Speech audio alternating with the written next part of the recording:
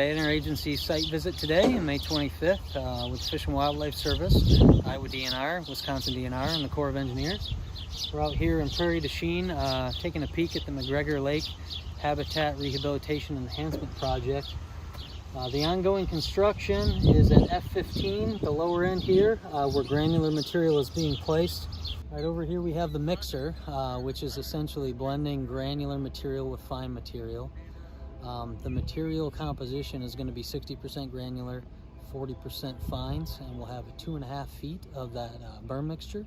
And the purpose of that is to replicate the soil conditions that we found in successful floodplain forest in the area through plot testing. We'll cap that with 2 feet of fines, establish some turf, and then come back and plant trees at a later date.